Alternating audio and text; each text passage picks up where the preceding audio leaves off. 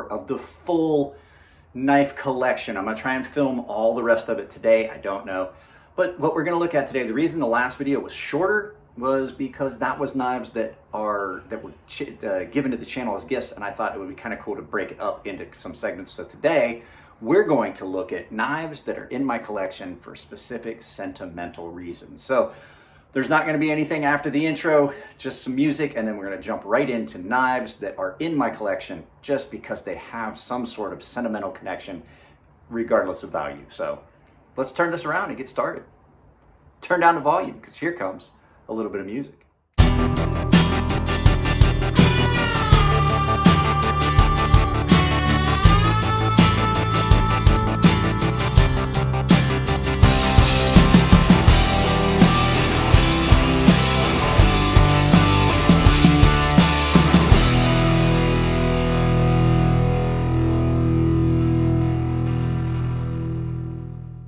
Let's go ahead and bring this first one in. This is a knife that has like zero actual value, but it means a lot to me. This was a friend of mine that gave this to me who has passed away. His name was Julian Granado. We worked together. I had done something for him. He brought this in and gave it to me as a gift.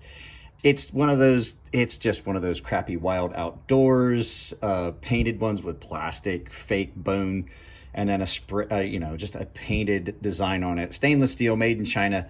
But the fact is, Julian gave it to me. It was a gift. It was kind of him to do it. He didn't have to. I'd just done him a favor and he brought this to me.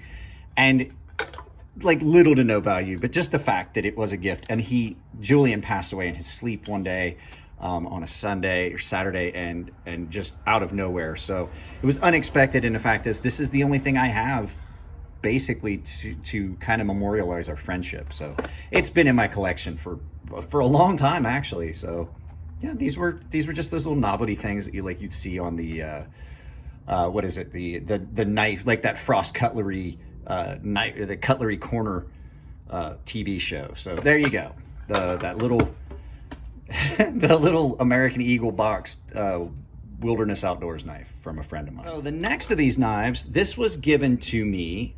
This is a sailor's knife. This was my knife. I carried this literally my entire military career. This was the first knife that, it wasn't even issued to me, it was just given to me by BM2, Maddox, BM2 Maddox. We were in deck department, I needed a knife, and this was one that he had for a long time. He had a couple of these, and he gave this one to me, and this thing is so insanely sharp. This is an old Camillus. I don't see what it says. This was when they were still in New York. These were issue items.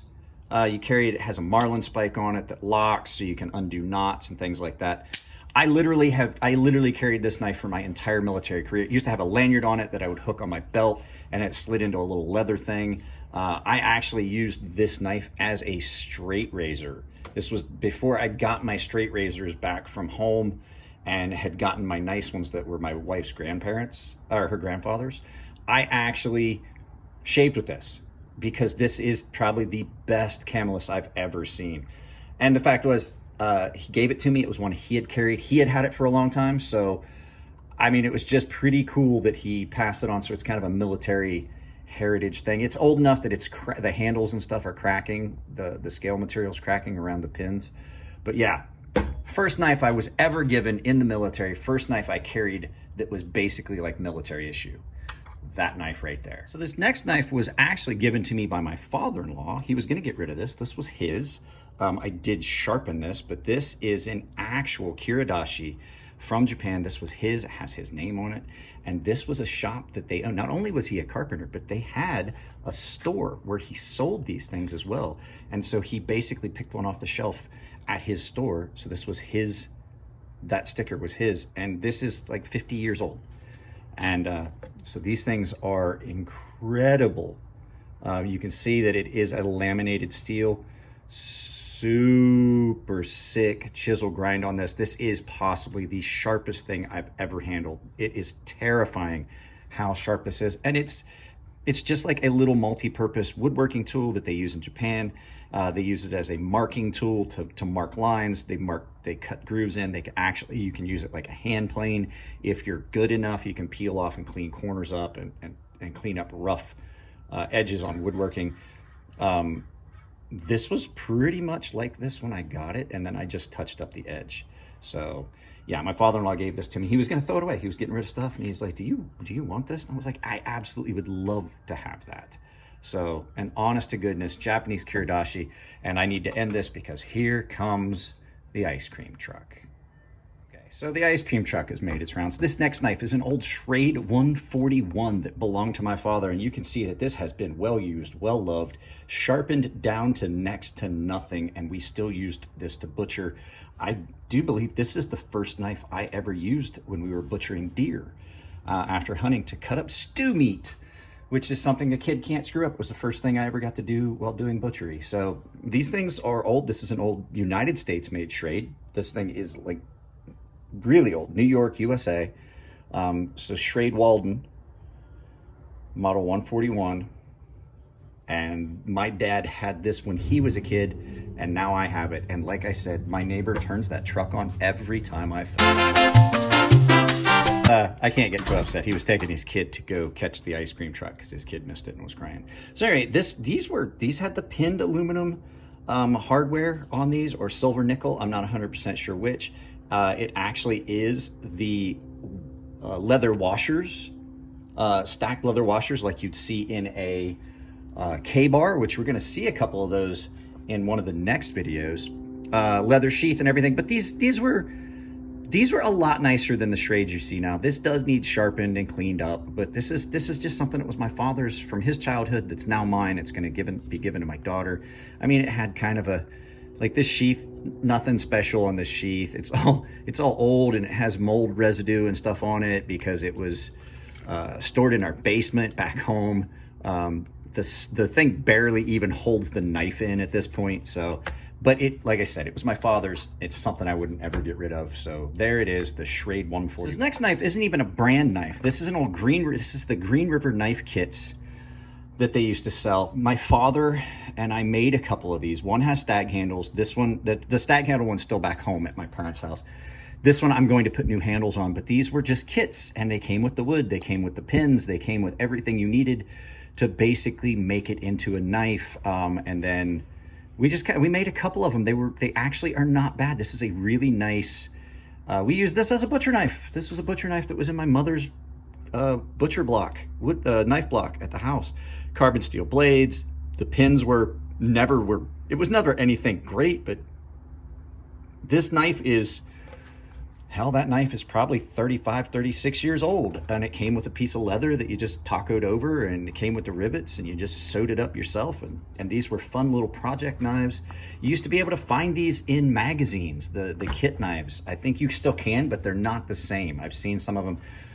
These actually were really good knives. These are up there with some of like the Ontario knife kitchen knives and things like that. These were great. They took a really keen edge and held it. I've actually sharpened this one because I do use this knife. So there you go. The Green River kit knife that my father and I worked on together. This next knife you guys saw in the 5 Knives That Make Me Smile. This was my dad's like prized possession. He won this. I mean, it is an Anza that has his initials on it, Bill Emler. This thing is so comfortable. I won't ever sharpen this or use it or do anything with it. It's something that it's just here because my father owned it, and then it became mine after he passed away. And these things are great knives though. They're so basic, but yet still so, I don't know which one, they still so functional. I sharpened Tinos the other day. They get so incredibly sharp. Mine obviously has had some oxidation and rust that has occurred on it, but like this was, regardless of any of the other stuff my father may have had, this was like his prized possession, and it was uncommon for him not to sharpen an item or do anything like that. He just kept this, and he would take it out and he would look at it and mess with it. And I kind of do the same thing. When I'm missing pops, I just pull this out. So there you go. That is the Anza custom knife that my father won. And I'm pretty sure that this is counter material. This is like countertop material that this is made out of. I'm not sure. It is heavy. That's a heavy material, whatever. It's a dense material, these handles. So there you go. Anza always has nice sheaths. And they are made right here in San Diego. So it went to my dad in Ohio and then came back to San Diego. So there you go. There is my pop's old anza. Okay, so this next knife is, I'm pretty sure this might be an M-Tech. It's like one step above an M-Tech, but these are those ones, Sheriff, Ohio. These were done, these are those premier knives. My dad carried this. This was a gift from the other guys at the jail. He was a corrections, Stockton County Sheriff's Office. Put his name on it. And I mean, he loved this knife because the guys at the jail kind of got together and got him this on, like, I think it was his 20 year or something like that. And they got him something similar when he retired, but we couldn't find it. But yeah, this was my dad's. And nothing special about this knife. It's just the fact that, like, I mean, it's got his name on it. Stockton County Sheriff's Office, Emler, the badge, all that stuff. So it's just one of those things that I couldn't get rid of, regardless. I mean, I know this is probably a $10 knife at most.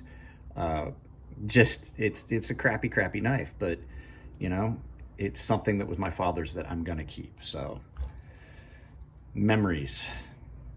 So there you go. There's that. Next knife was a knife that was my grandfather's. This is an old saber. This is a saber one.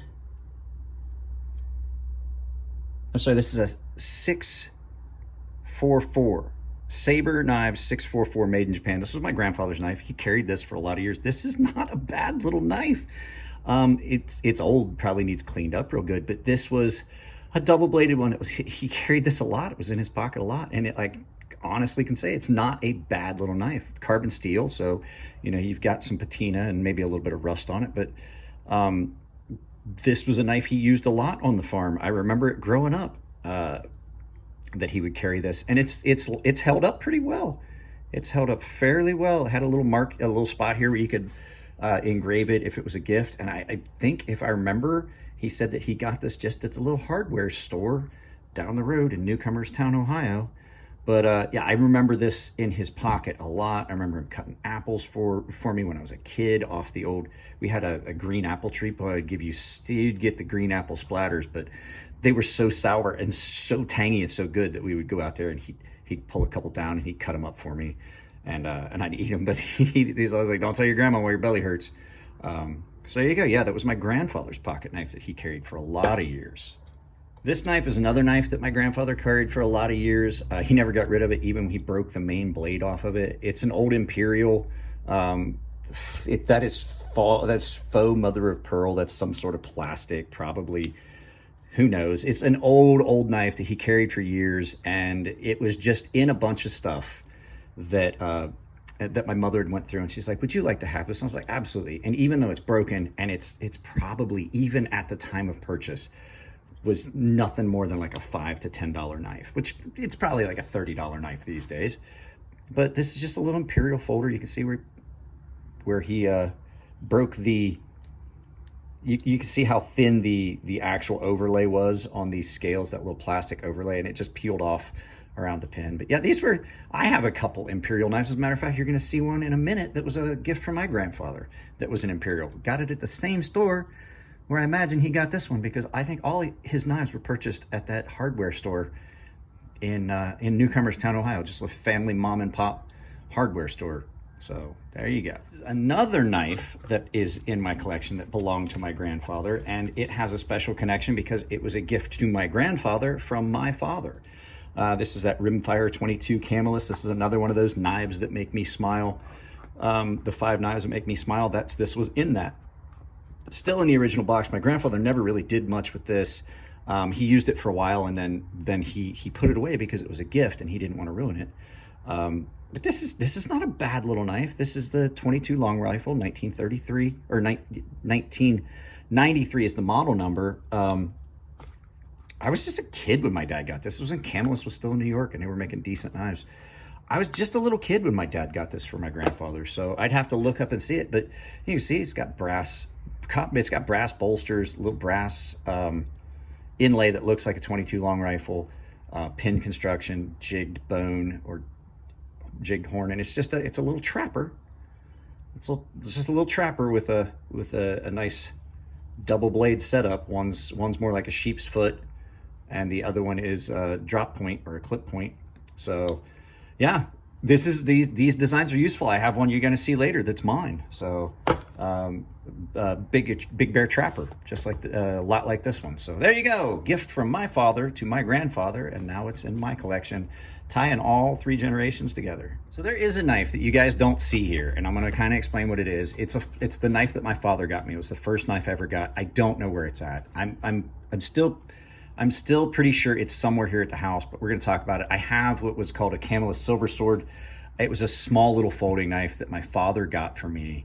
And it was a model 41. It was just all silver. But the thing is that it had my father's handwriting on it because he carved my initials in it. So if you ever see my logo, that's where that comes from. And so kind of bummed that I can't put it up here, but I thought I would give it a spot anyway because it is so important to me. I just don't know where it would have gotten around when we moved. So I remember putting it someplace specific so I wouldn't lose it. And now I don't remember where I put it because, well, we know I'm a pothead. So but yeah, that's just a spot for that. So let's go ahead and look at the next. I talked about this knife once before as well. This was a gift from my father and my mother. We were up in Amish country the first time my wife ever went to Ohio with me and met my family. This is a little barlow made in Taiwan, barlow stainless steel, and it's got the fake scrimshaw scales. I actually had a Zippo lighter that had this same pattern and stuff on it, but so it had this on the bottom and then this on the top on both sides. But we were at a little shop and I saw that and I was like, oh, it's a cool little knife. And I was like, I wouldn't mind having a little pocket knife with the scrimshaw to match my lighter. And as we were walking out of the store, my mother and my father came up with 2 things and they were wrapped up and they gave them to me and my wife. One was a little rose soapstone, a hand-carved soapstone box that looked like a rose. And the other one was this that my father had gotten for me. And I just one of those things that I keep. There's just a couple knives that have some, to quote the name that Elliot used for his first knife, the Pretium, the first in-house, an item that has no intrinsic value but is held in high value and high regard by its owner. So this is technically a Pretium. This thing is not worth anything really, but it has a very, very important memory attached to it. And so it stays in my case, it stays in my collection, and it never goes anywhere. So there's that one, that little Barlow that was a gift from my mother and father shortly after I got married. So this is the last knife in this segment. I'm sure that I'm gonna run into some that have sentimental value that I found somewhere else because I already found a couple gifts to the channel that didn't make it into the third video. But here is a knife that was a gift from my grandfather. This would be my mother's father. I loved my parents. I loved my dad's mother and father. They were great, but I don't really have much that they ever gave me. They didn't have anything to give. They were very, very poor. My mother's parents just happened to have a little bit more. But this was, I was at a store with my grandfather. I was at that hardware store I told you where I imagine he picked this one up, little local hardware store in Newcomerstown, Ohio, his hometown. And we were there and I said something about, he's like, well, you know, cut a piece of that off. It was a beef stick. And he's like, just cut a piece of that off and you can have a piece of it. And he was gonna share it with me. I was like, well, I don't have a knife. And he was like, what do you mean you don't have a knife? So he went to the case and walked over to the case and pointed this out to the cashier and got it for me, probably like $5-10. But it was something I could have, a small little knife, because as a small child, this was perfect. I think I was like 9 or 10 when he did that for me. But it's just another one of those little imperial stainless steel knives. And I mean, this is still a really nice little sharp little knife. I don't carry it because I don't want to ruin it because it was a gift. So yeah, 1 carbon steel, 1 stainless steel blade. So guys, that's that one. That's the last of the knives that I can think of that truly I can honestly say are knives that are in my case only for sentimental reasons. So we'll end it at that. And let's turn this back around and have some final thoughts. And then you guys will get to see the to be continued because there's a lot more knives to look at. That's it. That's the end of this one. I'm hoping you're enjoying them. If you like them, please give them a thumbs up. If you don't like them, give them a thumbs down. There's all kinds of ways to support the channel. Like I always say, these are longer videos, so I'm not going to pontificate on that. But there are affiliate links, join tabs, stuff down below. Especially the join tab gets you in on exclusive content and early access to videos. And you get some exclusive content depending on tier. So that's it, guys. I will see you in the next one. To be continued.